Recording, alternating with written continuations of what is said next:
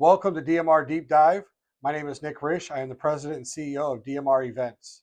In these podcasts, we want to take a deep dive into the culinary and hospitality worlds that we live in every day to give you a taste of what we work with and skills that can help you in a future culinary career or build upon the career that you have now.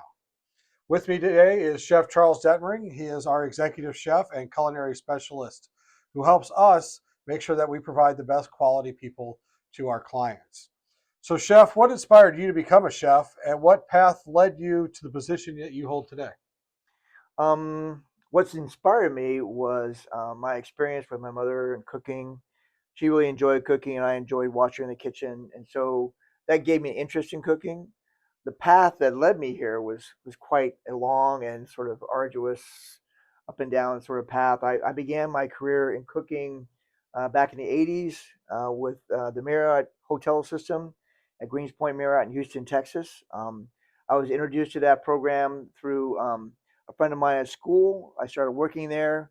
I got introduced to a lot of great chefs. Actually, a particular one, a German chef, Frederick Dieder, who was my first formal European chef, and he gave me a real taste of what it's like to be a professional cook, and I really enjoyed it. And so from there, I just kept moving up to different restaurants and moved to St. Louis, and then I got introduced to Doug.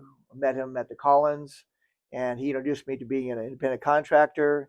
And I enjoyed using DMR as a way of supplementing my income as well as working full time until finally I just wanted to join DMR and be a part of their program. So, what differences do you see from a young person or an individual wanting to get into the culinary world? Uh, Basically, compare starting as your culinary career to what it would take to start a culinary career today and how it's changed over the years. It's gotten a lot more complicated. There's a lot more demand and responsibility placed even on just cooks in general. Obviously, there's a lot more administrative demand placed on the managers, even executive chefs. They spend far more time now taking care of sanitation, paperwork, other things that are administratively oriented rather than just actually directing the cooking and the culinary direction of whatever they're working at. So there's a lot more to understand and to educate yourself in to be really prepared to take on a career in the culinary world now. Now, one of the things that our industry and the culinary industry has always been kind of prideful of is being able to work your way up. Do you still see that as being a viable option? From the kid who started off as the dishwasher to working their way up to being to helping with prep, to helping with this, and then kind of inspiring that on, or do you feel that you have to go the formal education route? No, I really see that opportunity still available now. I think that if you want to go into formal education, there's a lot more out there for you to do that, both online and in formal culinary schools. But I also see there's a pathway to go, which I did basically, it just experientially, where you go to hotels and start out as a dishwasher, a little, midnight cook, and then work your way up through the chain. Both paths are viable. I think having a combination of both is probably the best way of going. Yeah, because that's one of the things I know that we've kind of lost, in the last few years, with the shutdowns for COVID and this and that, is that Yes. generation that worked their way up, Yes. and you could definitely tell um, in how the chef works that when they work with their sous chefs and they work with their other staff, like that, the people that have been there that have done that, it has a whole different perspective than just I went to college, I got my culinary degree, and now I'm Yeah. important. It's nice to see the chefs that understand the challenges of the dishwasher. Yes. Yes. I think there's a much greater emphasis on communication and um, respect among peers in the culinary world. Um, the old school mentality, as far as the aggressiveness, I think there's still a lot of tension in the kitchen, but I think it's being handled a lot better than it used to be. Definitely. So someone with those minimal skills, those starting off skills, um, what do you see as effective ways to build their skills while working as a cook? What steps can they take to grow in the field and become better as they work their way through their careers? Yeah, they can get hired by DMR. I mean, I hate to say it, but it's actually kind of true. I mean, you can get all kinds of information on the internet. You can start attending classes in all kinds of junior colleges. There's a number of culinary schools here in this area, and you can do that. But if you want the experience in different locations, going the path of an independent contractor and working for a company like DMR is probably one of the better ways of doing it. Well, one of the things that I've seen too is in working with other chefs and working with some consulting stuff that I've done is a real need for a young chef to experience a lot of different Yes. atmospheres. I worked with a young lady before. She had worked under basically the same system throughout her career, and I was joking at the time. I was like, "What you really need to do is get fired." And like, what do you mean? I was like, Yeah. You got to go out and experience different things Yes. to be able to build your image of the kitchen from all those different experiences. So, do you still find that true? That we're not saying be disloyal, but really just getting out there and having a bunch of experiences with a bunch of different chefs is beneficial. Yes, I agree. I think you have to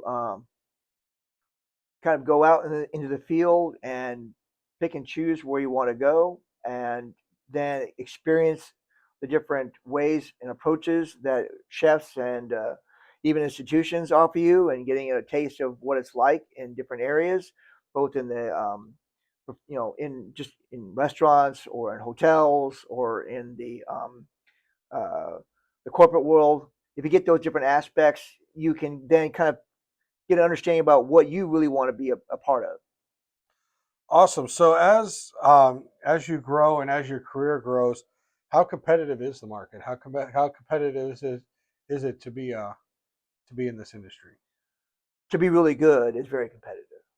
I think if as you gain your experiences and start moving up in the responsibilities and whatever system you're in, whether you be just a cook or a chef, sous chef, whatever position you are, I think the kind of skills and education you need to be competitive is pretty high, to be honest with you.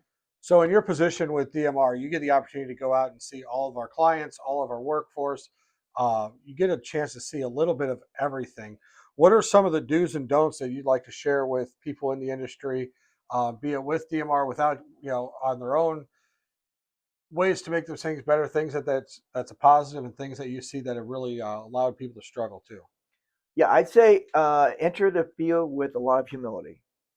There's a lot of people out there that don't know what they're doing. There's a lot of people that do.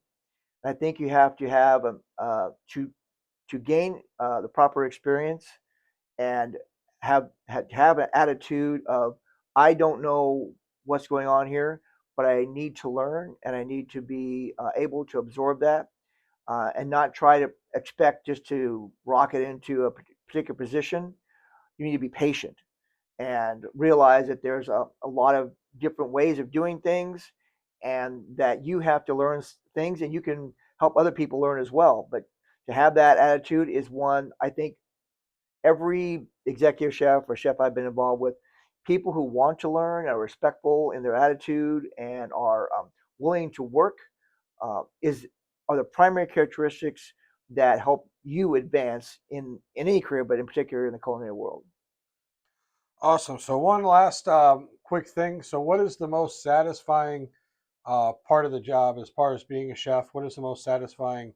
Well, What is your reward? I mean, obviously it's a career and you get paid and yeah. there's all this stuff, but what is the that aha moment, that reward moment that you feel is most important? Oh, there's a couple of big ones. I think one of the things that DMR offers me is an opportunity to kind of go the whole gambit. I help teach high school kids and inspire them in the culinary world. I'm also out in the field talking to individuals who are starting out their career and being involved with individuals who've been there for a long time and helping them as well. So I kind of see the whole spectrum, and just to be able to help them succeed and to inspire them is really one of the big things.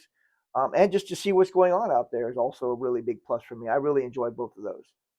Awesome. Well, thanks again, Chef Charles, Yeah. for joining us this morning for a quick chat on our industry, the hospitality industry, the culinary world, and a quick deep dive into what it takes to be a chef in our area. Thanks so much.